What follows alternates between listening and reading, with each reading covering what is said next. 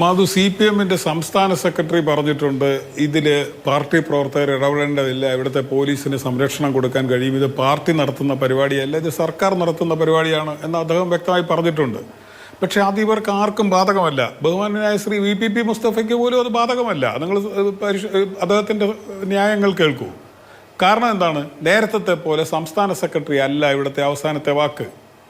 നിങ്ങൾ ഈ ആദ്യത്തെ സ്ഥലത്ത് ഈ ആക്രമണം ഉണ്ടായപ്പോൾ നിങ്ങൾ സംയമനം പാലിക്കണം എന്ന് പറഞ്ഞിരുന്നെങ്കിൽ ഈ സംഭവം ആവർത്തിക്കില്ല. CPIM അങ്ങനെ ഒരു പാർട്ടിയാണ്. അതിന് പകരം മുഖ്യമന്ത്രി ഇത് രക്ഷാപ്രവർത്തനമാണെന്ന് ഇത് ആവർത്തിക്കണമെന്നും കൂടി പറയുകയാണ്.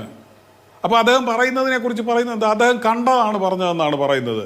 അങ്ങനെ കണ്ടത് മാത്രം നടപ്പിലാക്കാൻ ഒരു ആഭ്യന്തരമന്ത്രിക്ക് പറ്റുമോ? ഇദ്ദേഹം എല്ലാം കണ്ടിട്ടാണോ നടപടിയെടുക്കുന്നത്? ഇദ്ദേഹം ഒന്നും കണ്ടില്ല. അന്നത്തെ ദിവസം വാഹനം കടന്നു പോയ ശേഷമാണ് പിടിച്ചു മാറ്റലും അടിയും ഉണ്ടായത്. നിങ്ങൾ ആ ദൃശ്യങ്ങൾ പരിശോധിച്ചാൽ മതി.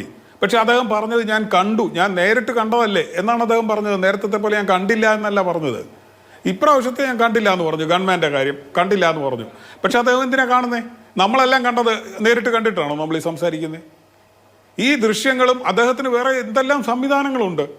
അപ്പോൾ അദ്ദേഹം ചെയ്യുന്നത് എന്താണ്? ഈ അക്രമത്തെ പ്രേരിപ്പിക്കുകയും ആഹ്വാനം ചെയ്യുകയുമാണ്. അത് തുടർന്ന് എല്ലാ സ്ഥലത്തും നടക്കുകയാണ്. അപ്പോൾ ശ്രീ മുസ്തഫ പറയുന്നത് എന്താണ്? നിരന്ന് അടിച്ചില്ലല്ലോ, 7-8 അടിച്ചുള്ളൂ എന്നാണ് പറയുന്നത്. ഇവരാരാണ് ഇതൊക്കെ ചെയ്യാനായിട്ട്? നിങ്ങൾ ഇന്ന് വേറൊരു ദൃശ്യം കണ്ടു നോക്കൂ. PM ആർഷോ എങ്ങനെയാണ് പോലീസുകാരോട് കയർക്കുന്നത് നോക്കൂ. അദ്ദേഹത്തിൻ്റെ മുണ്ടിൽ പിടിച്ചു എന്നുള്ളതാണ് അദ്ദേഹം പറയുന്നത്. അപ്പോൾ പോലീസ് എങ്ങനെയാണ്? ആർഷോ എൻ്റെ കൂടെ വരൂ എന്ന് പറഞ്ഞ് ഓരോ പോലീസുകാർ മാറി വിളിച്ചുകൊണ്ട് പോവുകയാണ്. നിങ്ങളൊന്ന് ആലോചിച്ച് നോക്കൂ. സ്റ്റേറ്റ് അഡ്മിനിസ്ട്രേഷൻ ഈ ക്രമസമാധാനം പാലിക്കേണ്ട സർക്കാർ ചെലവിൽ ശമ്പളം കൊടുക്കുന്ന പോലീസ് ഉദ്യോഗസ്ഥർക്ക് എങ്ങനെയാണ് ഈ ദ്വന്ദ്വ സ്വഭാവം വരുന്നത്? എവിടെയാണ് തുല്യനീതി എന്ന് പറയുന്നത്? ഞാൻ രണ്ടു കൂട്ടരോടും അങ്ങനെ ചെയ്തോട്ടെ, ആരെയും മർദ്ദിക്കണ്ട. പക്ഷെ ഇത് ജനങ്ങൾ കണ്ടുകൊണ്ടിരിക്കുകയല്ലേ. അപ്പോൾ ഇതെന്താണെന്ന് പറഞ്ഞാൽ ഈ സംസ്ഥാന ഭരണം എങ്ങനെയാണ് ഈ പോലീസിനെ കൈകാര്യം ചെയ്യുന്നതെന്നും അവർക്ക് കൊടുത്തിരിക്കുന്ന നിർദ്ദേശം എന്താണെന്നുമാണ് ഈ വ്യക്തമായിട്ട് ഈ പറഞ്ഞുകൊണ്ടിരിക്കുന്നത്. ഇപ്പം ഗവർണറുടെ കാര്യം തന്നെ പറഞ്ഞു. ഗവർണർ അവിടെ ബാനറുകൾ കാണുമ്പോൾ ഗവർണർക്ക് അസ്വസ്ഥത. ഗവർണർ അംഗരക്ഷകരോട് പറയുന്നു അഴിച്ചു മാറ്റാൻ. മുഖ്യമന്ത്രി അംഗരക്ഷകരോട് പറയുന്നു തലയടിച്ച് പൊട്ടിക്കാൻ. അല്ലെങ്കിൽ തലയടിച്ച് പൊട്ടിച്ചവർക്കെതിരെ നടപടിയെടുക്കാൻ എന്താ അദ്ദേഹം മൈക്ക് ഓഫാക്കി പോകുന്നത്? അദ്ദേഹമല്ലേ മറുപടി പറയേണ്ടത്? ഈ ക്രൂരകൃത്യങ്ങൾക്ക് അദ്ദേഹമല്ലേ മറുപടി പറയേണ്ടത്? വധശ്രമത്തിന് കേസെടുക്കേണ്ടതല്ലേ തലയടിച്ച് പൊട്ടിക്കുന്നതിന്?